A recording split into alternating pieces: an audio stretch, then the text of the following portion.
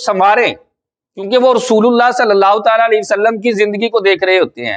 تو یہ بیت برکت ہے، اگر کوئی نہیں کرتا تو گناہ گار نہیں ہے۔ لیکن آپ فرماتے ہیں پھر میں نکل پڑا، میں نے پوچھا استاد صاحب آپ بتائیں نا میں کہاں جاؤں؟ تو کہتے ہیں میری رہنمائی کی خواجہ ابو الحسن ختلی رحمۃ اللہ تعالی علیہ کی طرف میں ان کی بارگاہ میں حاضر ہوا، میں مرید ہوا، تو میں ان کو نا وضو کرا رہا تھا۔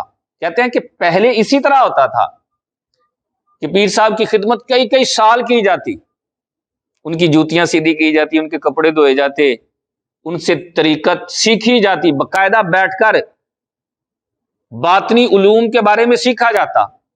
کہتے ہیں ایک دن میں اپنے پیر صاحب کو وضو کرا رہا تھا، جس طرح برتن ہوتا ہے پہلے برتنوں کے ذریعے وضو ہوتا تھا، کہتے ہیں وضو کرا رہا تھا، اچانک دل کے اندر خیال ہے علی اگر تیری قسمت میں ولی ہونا لکھا ہے تو اس بابے کی خدمت کرنے کی کیا ضرورت ہے؟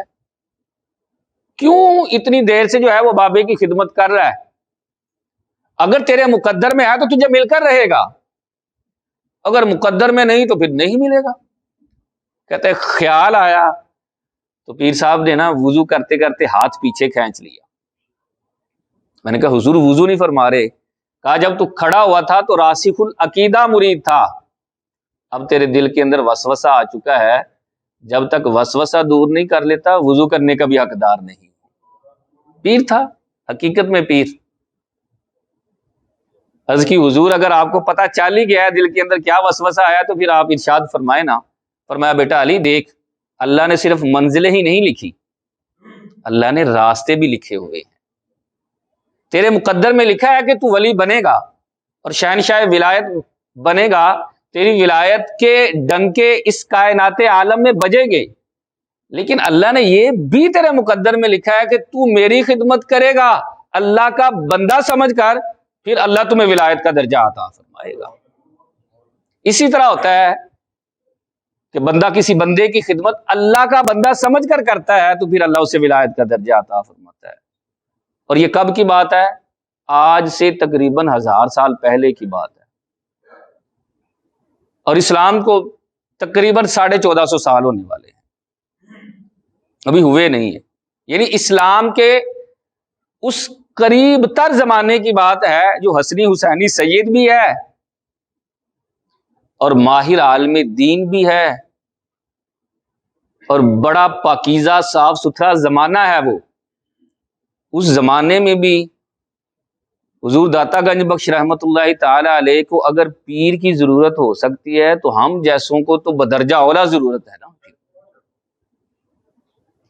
لیکن پھر میں مسئلہ وہی ہے، مسئلہ یاد رکھیے گا کہ یہ بیعت برکت ہے، بزرگوں سے نسبت، اس نسبت کا فائدہ انشاءاللہ قیامت کے دن ہوگا۔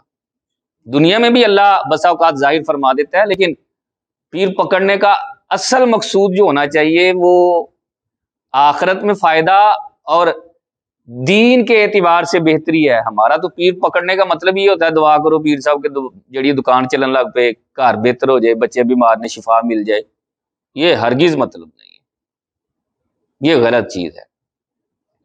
آپ فرماتے ہیں میں نے پیر صاحب کی خدمت کی، اور میرے پیر جو ہے وہ اقطاب یعنی کتبوں میں سے ایک کتب تھے۔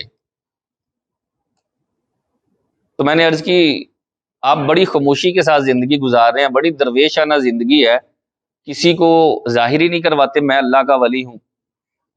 تو بڑی شاندار بات فرمائی، فرمانے لگے بیٹا علی الدنیا یوم ولنا فیہا صوم، دنیا ایک دن کی ہے اور ہم نے اس کے اندر روزہ رکھا ہوا ہے، ہم نے افطار نہیں کرنا، ظاہر نہیں ہونا۔ میں خاموشی کے ساتھ چلا جاؤں گا، تیرا نام قیامت تک چلتا رہے گا۔ اللہ